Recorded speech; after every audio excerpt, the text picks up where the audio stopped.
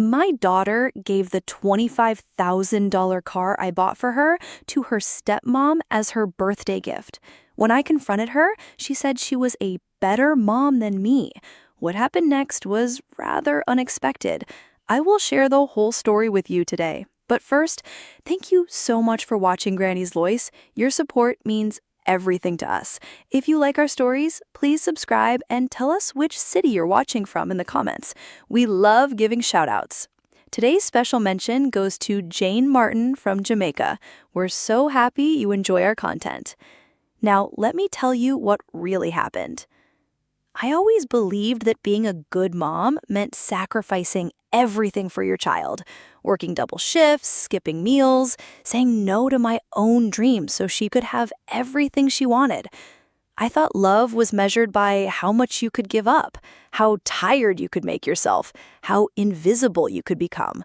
I pictured her one day understanding, maybe crying and saying, "Mom, I finally get it now. Thank you for everything you did." That moment never came. Instead, her father twisted my dedication into something ugly.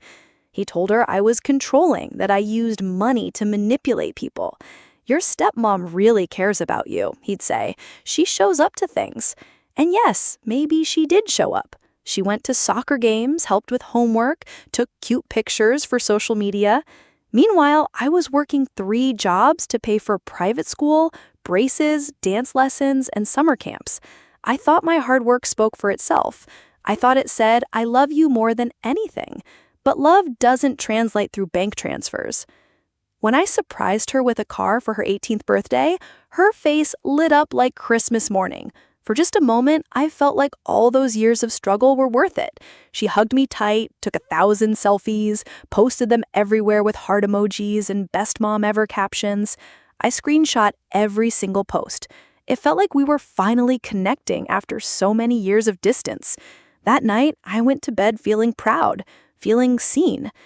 5 days later, everything changed. She gave my gift away. Not sold it, not crashed it. She gifted it to Linda, her stepmom, for her birthday. When I first heard about it, I laughed. I actually laughed because it sounded like such a ridiculous joke. I called her, still chuckling, and said, "Honey, someone told me you gave the car to Linda. That's silly, right?" The silence on the other end made my stomach drop. Then she said, cold as ice, "Yeah, I gave it to her. She deserves it more than anyone. She's been more of a mom to me than you ever were." The words hit me like a truck. My ears started ringing. My hands started shaking. I couldn't breathe properly. I think I just hung up without saying anything back. I sat there staring at my phone, trying to understand how we got to this point. I wasn't perfect. I knew that. But I never thought I was nothing in her eyes. I never imagined she saw me as replaceable. Like all those missed dinners mattered more than the roof over her head, the clothes on her back, the food in her belly that I provided every single day without fail. That night, I did something I rarely do. I opened a bottle of wine and drank half of it. My hands wouldn't stop shaking. I couldn't sleep. I kept replaying every memory, wondering where I went wrong. Maybe it was when she turned 15 and stopped talking to me about boys. Maybe it was when her father remarried and suddenly I wasn't needed for school pickup anymore. Maybe it was when I stopped fighting for more custody time because I thought keeping the peace was better than going to court. I told myself back then that avoiding conflict was the right thing to do, but peace came with a price. The price was being forgotten, being replaced, being treated like I didn't matter. I stared at the car insurance papers on my kitchen table. Her name wasn't on them. Mine was. I was still making monthly payments on a gift that was now sitting in another woman's driveway. That's when it hit me. She didn't just hurt my feelings. She stole from me. She took something I gave her out of pure love and handed it over like it was nothing, like I was nothing. And she didn't even feel bad about it. I wish I could tell you I cried, that I had some big emotional breakdown that made me feel better, but I didn't. I just sat there completely numb. Then this strange calmness came over me. I wasn't going to scream. I wasn't going to beg. I was done. Done being the invisible mom. Done being just a wallet with feelings. Done chasing someone who only remembered I existed when she needed something. I picked up my phone and started canceling everything. Her credit card, gone. The money I sent for groceries, stopped. The apartment rent I helped with, canceled. If she wanted Linda to be her mom so badly, then Linda could take care of her completely. By morning, it was all finished. I blocked her number, her social media, even her email. I knew the panic calls would start soon. When her card got declined at the store, when her landlord came knocking, but I didn't care anymore. For the first time in years, felt lighter. Not because I stopped loving her, but because I finally started loving myself enough to walk away from someone who didn't see my worth. I told myself, let her go. Let her feel what life is like without you. She made her choice, and now you're making yours. The messages started faster than I expected. Less than 24 hours later, my phone was buzzing with text I couldn't see because she was blocked. But she found ways around it. She used her friends' phones, created new email accounts, even had her father call me. I ignored them all. By day 3, she was desperate. She showed up at my work, waiting by my car in the parking lot. When she saw me coming, she started talking fast, like she was afraid I'd run away. "Mom, please, we need to talk. My rent is due and my card isn't working." I walked right past her like she was a stranger. "Mom, please," she called after me. "I know you're upset about the car, but we can work this out." I got in my car and drove home. She followed me. She stood outside my house for 2 hours, knocking on the door, calling my name, begging me to listen. I watched her from my bedroom window. Part of me wanted to run downstairs and fix everything like I always did, but I stayed strong. I stayed upstairs. Eventually, her father came to pick her up. I watched him put his arm around her, probably telling me I was crazy, that I was being dramatic. That made me even more determined to stick to my decision.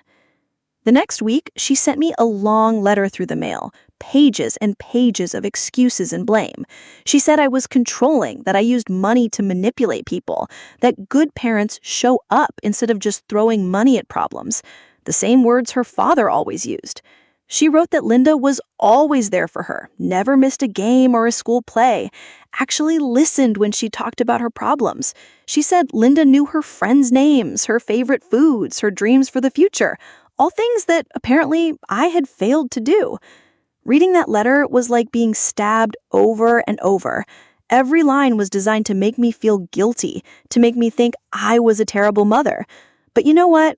I read it 3 times, then threw it in the trash. Because somewhere between the accusations and the blame, I realized something important. She was right about one thing. I had failed, but not in the way she thought. I failed by trying to buy love in a house where love was already being used as a weapon against me. I failed by working so hard to provide for her that I forgot to make sure she understood the sacrifice. I failed by letting her father and his new wife rewrite our story. But I wasn't going to fail anymore. 2 weeks later, I got a call from her landlord, Mrs. Johnson. She sounded embarrassed to be calling me. "I'm sorry to bother you. I got your number from the lease application. Your daughter's rent is 3 days late, and she said she's having trouble reaching you." I took a deep breath. "I'm not responsible for her rent anymore, Mrs. Johnson." There was a pause. "Oh, I see. She mentioned something about a car situation?" I gave away a $25,000 car I bought her to her stepmom as a birthday present. The silence was longer this time. "I'm so sorry," she finally said. I had no idea. That must have been very hurtful. It was the first real apology I'd gotten from anyone, and it came from a complete stranger, someone who understood immediately what my own daughter couldn't see. That night, my sister came over with Chinese takeout and a bottle of wine. "She'll figure it out," she said, settling onto my couch. "Better she learns now than when she's 30. "She hates me," I said, not touching the food. "She thinks she hates you," my sister corrected. "What she really hates is being told no for the first time in her life." That stuck with me. I wondered what version of me lived in my daughter's head. A woman who was never around, who cared more about work than family, who tried to buy love instead of giving it. I wondered if she even remembered the early days, before the divorce, before Linda, when she used to crawl into my bed during thunderstorms, when she would wait by the window for me to come home from work, wearing her little pink pajamas with her hair in messy braids.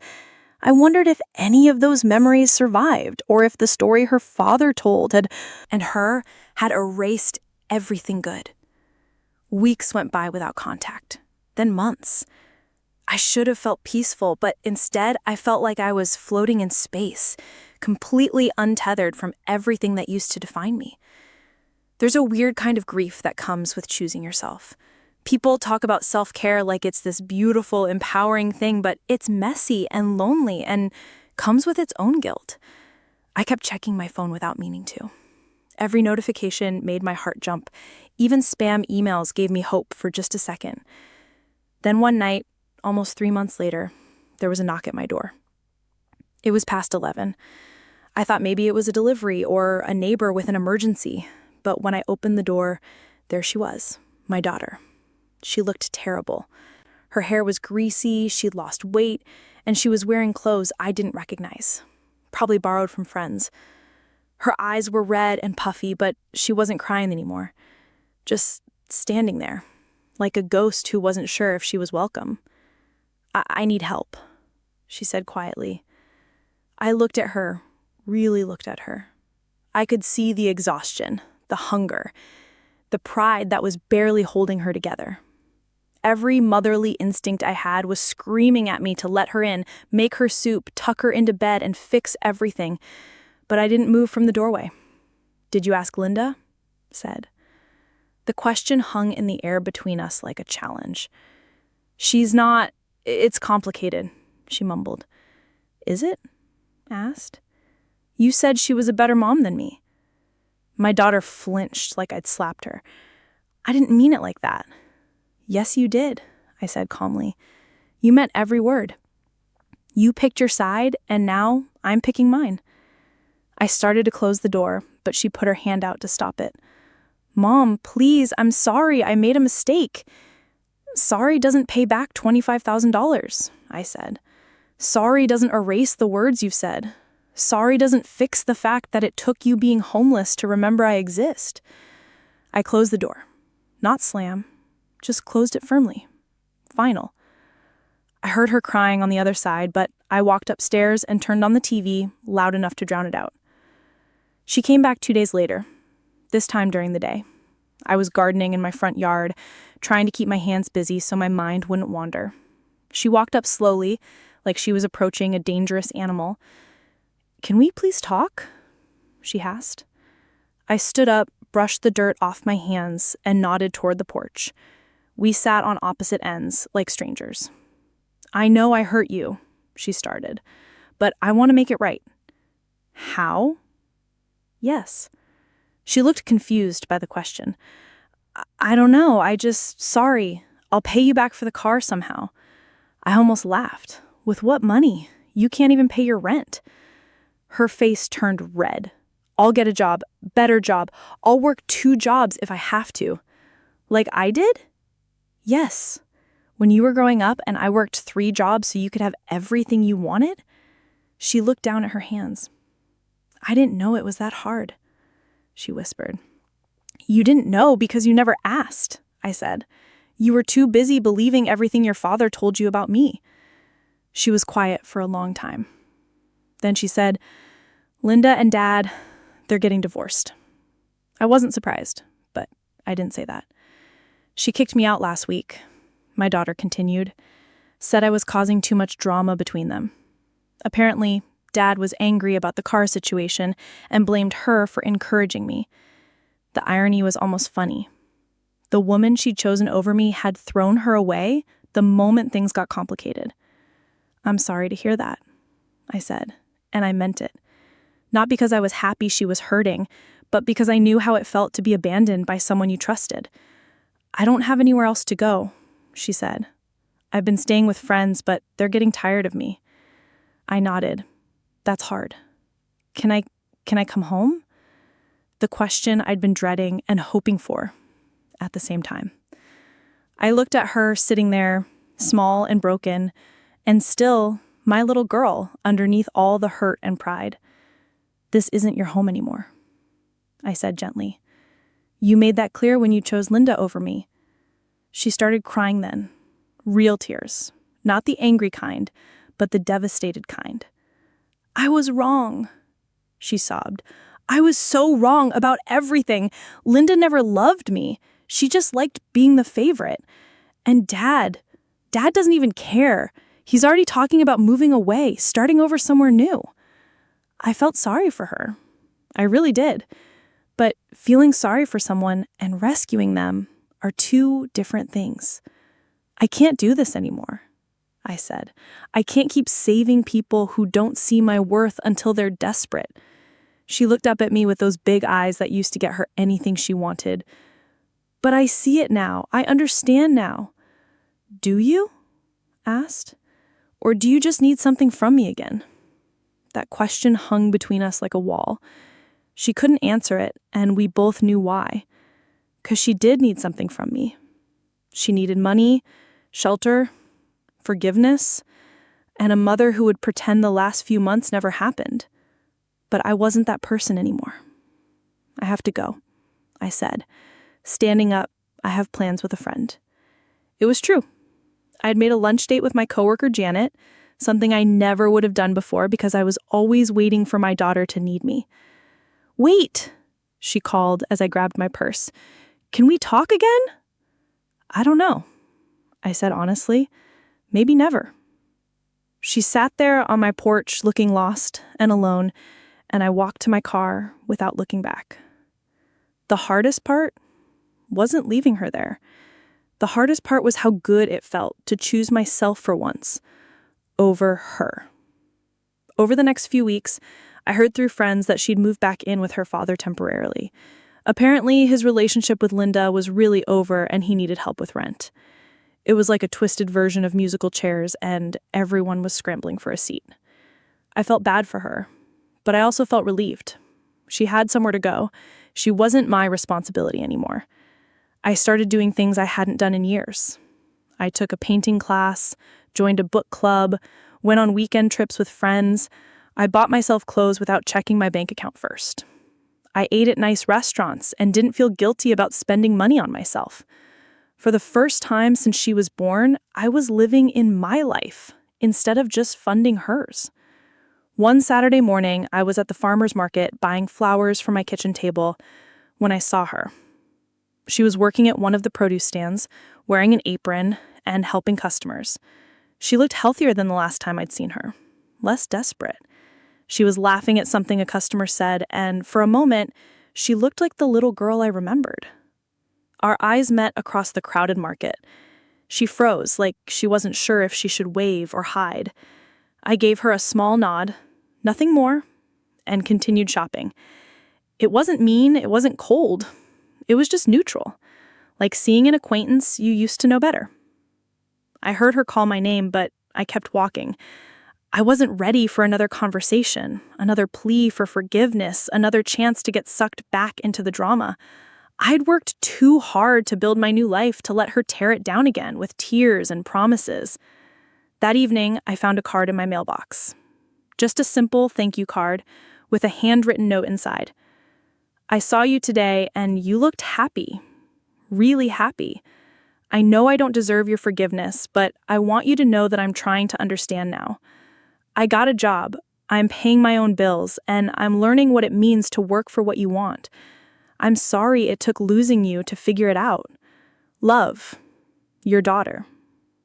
I read it twice, then put it in my jewelry box, next to my grandmother's ring. It wasn't an apology I was ready to accept, but it was a start. A few months later, I got a call from an unknown number. Against my better judgment, I answered it. Mom. Her voice was different, more mature somehow. I know you probably don't want to hear from me, but I wanted to tell you something important. I didn't hang up, but I didn't encourage her either. I paid off the car, she said. It took me 6 months of working 2 jobs, but I saved up $25,000 and I paid Linda back. Then I told her she had to return it to you. I was quiet for a long time. Why? finally asked. "Because it was never hers to keep," she said. "And because I finally understand what that car really represented. It wasn't just transportation. It was years of you working overtime, missing sleep, putting my needs before my own wants.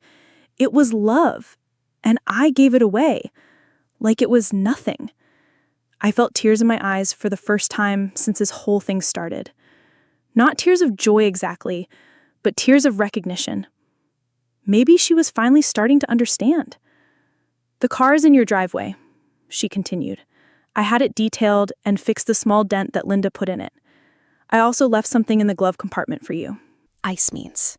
I understand what love looks like when it's not convenient or fun or easy. I understand what you did for me my whole life. And I'm sorry it took me 20 years to see it. I don't expect you to forgive me. I don't expect anything from you anymore. I just wanted to prove that I'm finally becoming the daughter you deserved all along, even if it's too late.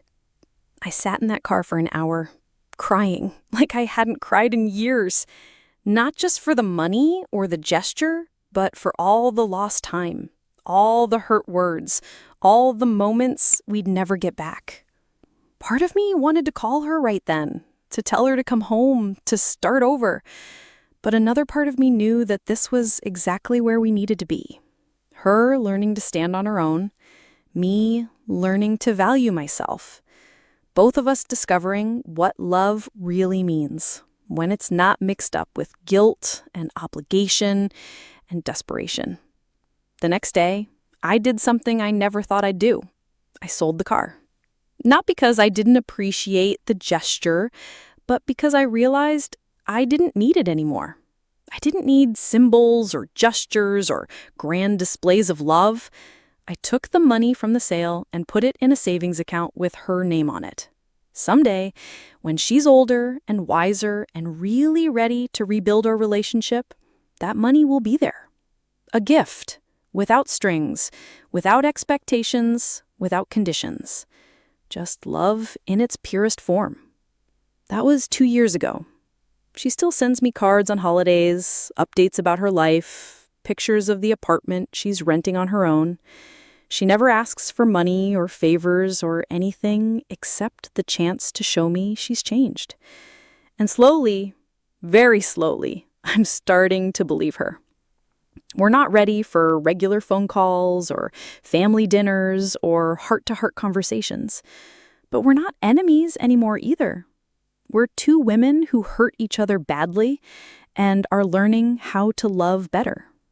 Learning that real love doesn't keep score, doesn't make demands, doesn't use guilt as currency.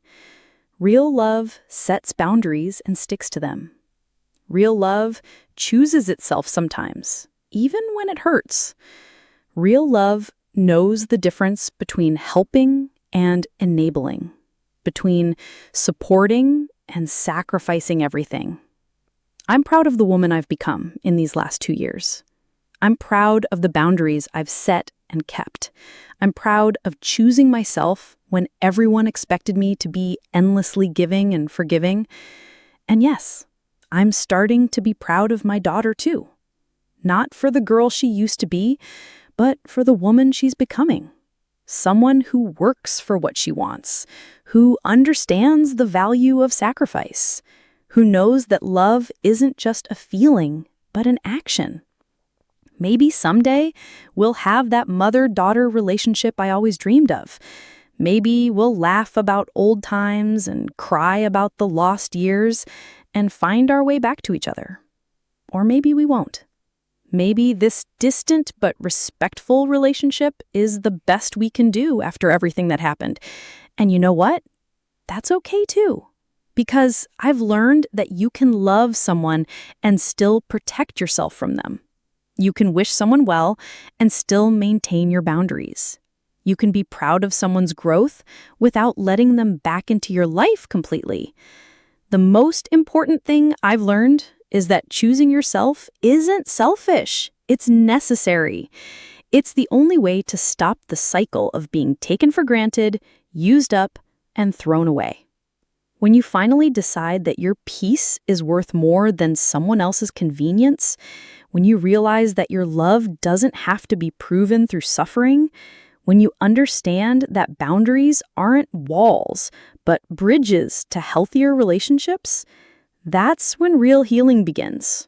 Not just for you, but for everyone around you. My daughter had to lose me to find herself, and I had to lose her to find myself too. That's the unexpected part of this whole story.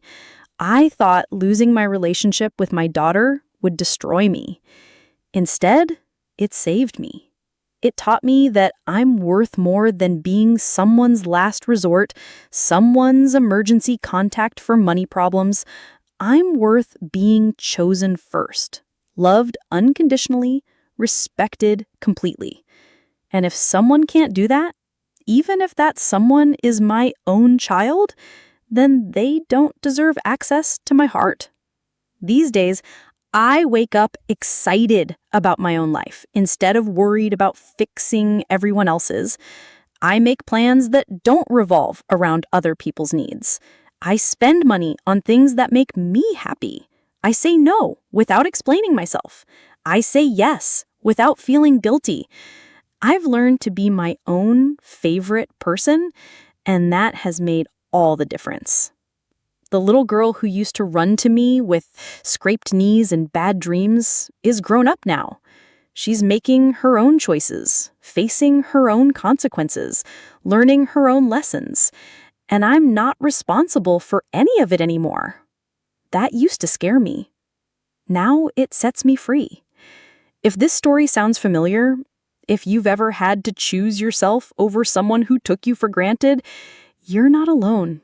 It's one of the hardest things you'll ever do, but it's also one of the most important, because when you finally learn to value yourself the way you've been valuing everyone else, the whole world shifts. People treat you differently. They respect your time, your energy, your boundaries. They stop expecting you to set yourself on fire to keep them warm. And the ones who don't, well, they just show you exactly who they really are. And that's a gift too, even when it hurts. So to anyone listening who's been the giver, the fixer, the one who always says yes, even when it costs them everything, I see you. It is you. And I'm here to tell you that it's okay to stop. It's okay to choose yourself. It's okay to walk away from people who only love you when it's convenient for them. It's not mean. It's not selfish. It's not wrong. It's survival. And sometimes survival means letting go of the people we love most so they can learn to love us better. Or so we can learn to love ourselves enough to demand better. Either way, you win. Because a life lived on your terms, with your boundaries, at your pace, is always better than a life spent trying to earn love from people who should give it freely. I learned that the hard way, but I learned it, and now I'm sharing it with you, hoping it helps someone else choose themselves a little sooner than I did. The car is gone, the money is saved, the boundaries are set, and my daughter is growing into someone I might actually like someday. But most importantly, I'm growing into someone I already love myself. And that makes this whole painful, beautiful, complicated story worth telling. Because sometimes the most unexpected thing that can happen when someone hurts you is that you learn to protect yourself. You learn to value your own heart. You learn that you don't have to set yourself on fire to prove your love. And that, my friends, is the real gift in all of this mess. The gift of finally putting yourself first. Have you ever had to make an impossible choice between loving someone and loving yourself? Have you ever had to walk away from family to save your own sanity? If this story hit close to home, please share your experience in the comments below. I read every single one, and your stories help other people feel less alone in their struggles. If you're going through something similar right now, setting boundaries, cutting toxic people out of your life, learning to choose yourself even when it's scary, hit that like button and subscribe to Granny's Voice for more real stories about the messy, beautiful work of protecting your peace. This channel is for all of us who are learning that love should never cost us our self-respect, our sanity, or our savings account. We're building a community of people who understand that choosing yourself isn't selfish, it's sacred. Thank you for listening to my story, for supporting this channel, and for being part of a community that believes in the power of boundaries and self-love. Remember, you are worth more than being someone's last choice, someone's backup plan, someone's emergency contact for money problems. You are worth being chosen first, loved completely, and respected always. And if the people in your life can't do that, then it's time to find new people. Or better yet, it's time to fall in love with your own company, your own dreams, your own beautiful, complicated, perfectly imperfect life. Because at the end of the day, the only person you're guaranteed to spend your whole life with is yourself. Make sure that person is someone you actually like.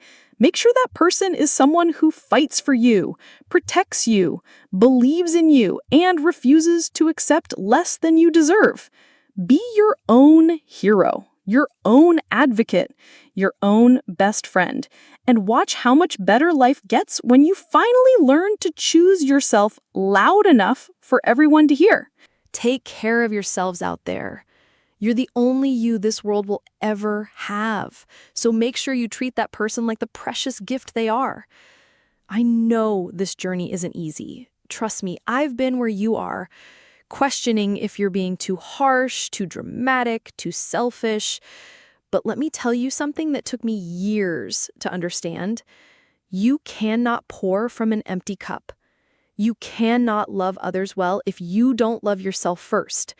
And sometimes loving yourself means disappointing people who got comfortable with you putting them first always. That's their problem to solve, not yours.